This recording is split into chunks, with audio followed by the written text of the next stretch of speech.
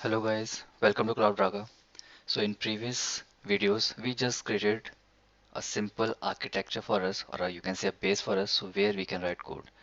So we downloaded JDK, we downloaded Eclipse, we set up all that stuff, installed JDK, then created a workspace for Eclipse. Then we wrote a simple Java, a really simple example for that, and we were just printing a one-line code. But even if you're going to proceed with one line, you can see lots of keywords are involved here. So yeah, these are something which we will discuss in upcoming classes. But before that, like what we when we have to do anything in Java, we have to create Java classes. So I think we should start with classes first, like what is class in Java, how you can create them, what you can insert into that Java class, right? So that could be our next topic. So we will start with class. So what is class in Java, right? That's the question.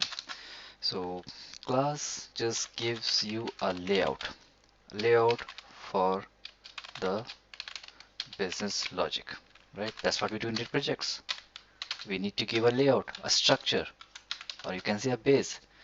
So, or of course, there you can find out some bookish terms like it gives you a blueprint or something, a structure, of course, where not everything is clear, but yeah, you can implement them as per your understanding, as per the requirement. So, what we can precise, like what we can put inside a class, like contents of a class. So I can say contents of the Java class. So what could be the contents of a class? So we can have constructors. I know the terms might be new, but that's fine. Definitely we have to discuss all these stuffs. So first of all, what you can put inside a Java class? Constructors. Then variables. Sometimes we call them fields. Sometimes properties. So don't get confused. All three, you know, reference the same stuff. Variable. Then you can have method or methods. You can also have blocks inside Java classes. So we will discuss all, but for now we're just learning. And of course we have a category as well. There are like two types of blocks: instance blocks, then static blocks. Then after block you can have nested classes as well. That means what is nested classes? As the name says, something is nested. What is classes? So in simple words I can say class within class. So guys, you can see we can have lots of things at a Java class, and if you are new, definitely just wondering what these things are. So we will definitely pick one by one all these stuffs and figure out what these things are. So that's about what a Java class can have. But how does a Java class looks like? Like we should have some structure. So we will see its syntax. Like what's the syntax of writing any Java class?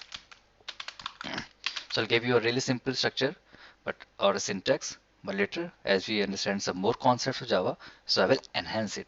But for now, for simplicity, I'm just restricting it for some with some limited keywords. So first thing goes with modifier. First you have to add modifier.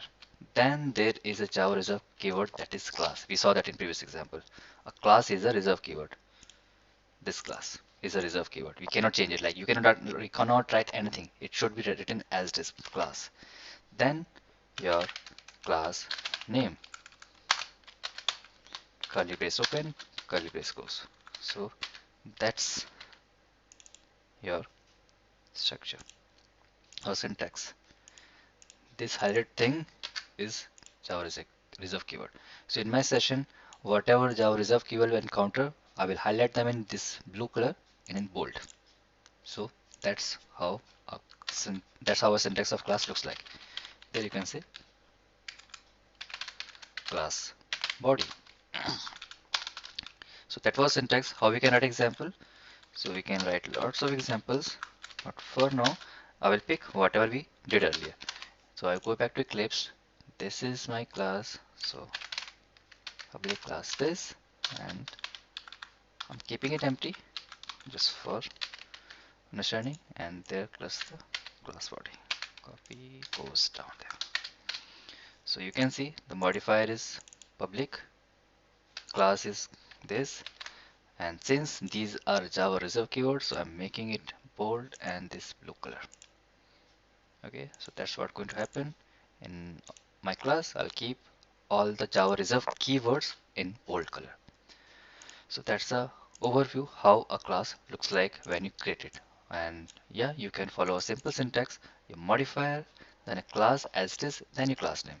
If you guys notice, whenever we are trying to write any Java class, it always starts with capital, then one word is done, then next word, yeah, again it goes in capital, then likewise it goes. If you check out in this hello cloud Java, these are actually three words: hello, then cloud, then Raga. But what we have, because these are standard word, they can stand in capitals. So capital H, capital C, capital R. That is Java conventions for writing any Java class. So just follow the same, and then you can end up with a simple Java class. Thanks for watching, guys. Let's meet in next video. There we'll discuss about more and much contents about the Java classes. Bye bye.